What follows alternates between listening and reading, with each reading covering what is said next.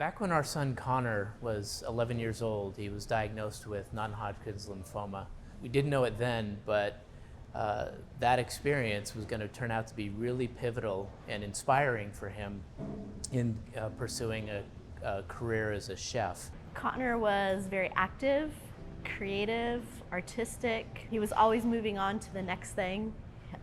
He often cooked with us in the kitchen, so I think some of his interest in cooking had little baby roots way back then. He would watch Food Network for hours at a time in the hospital bed, and then when he came home, he would always want to cook one of the recipes that he had seen on TV. And that became part of our routine as a family after every treatment. When he was completely bald and puffy from prednisone, he made himself a little Buddha picture where he pulled down his ears and sat in a lotus position and had us take his picture as this little puffy bald kid.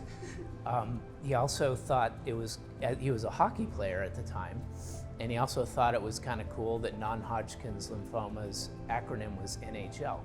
Just funny little tie-ins like that to lighten the mood. After working as a dishwasher in a busy restaurant, not even for a whole year, the adrenaline and the constant movement, it's addictive. It's sitting still in a classroom, that was never something I could do very well. So I think working in an office setting, that was never really in the picture. It made too much sense. In my adult life, food has been the way to connect with people. Whether sharing a meal with a friend somewhere, preparing one for someone in their home, or just for the people that come to the restaurant every day, it just feels like a way to communicate. The only way that I can properly, thoroughly communicate with everyone around me. Most years, I feel like it was a 4-to-1 vote. My mom, myself, my brother and sister voting against my dad in lieu of a traditional Thanksgiving to have Vietnamese pho, the rice noodle and beef broth soup, which we're gonna make today.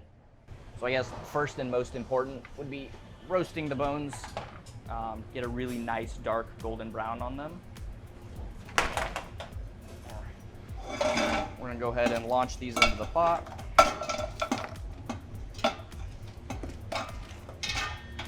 This was about 6 pounds of beef neck bones, roasted at 400 for 45 minutes. We've also got 2 pounds of beef tendon and 2 pounds of beef shank meat. These are going to simmer in the broth from the beginning.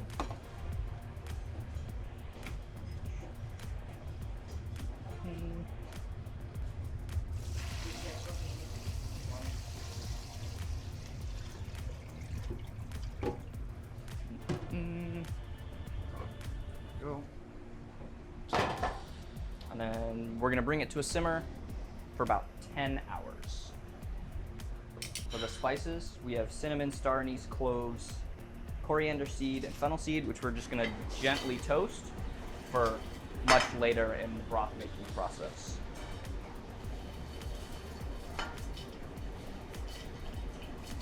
As far as toasting the onions and ginger goes, we really want to develop a lot of black or char, as that's going to really nicely flavor the broth as well as give it the nice dark color that we're looking for.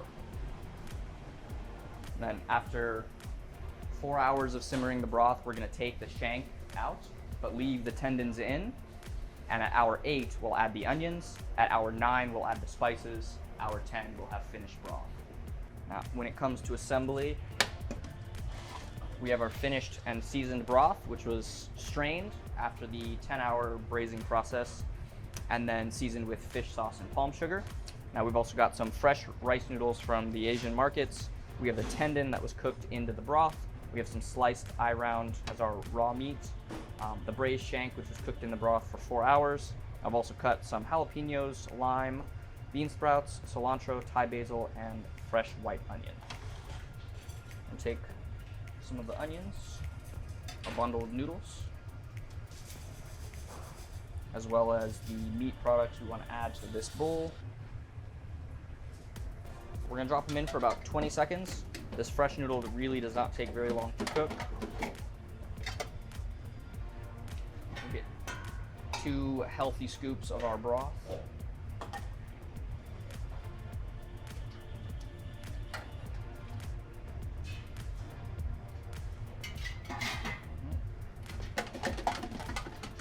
this point, noodles are done.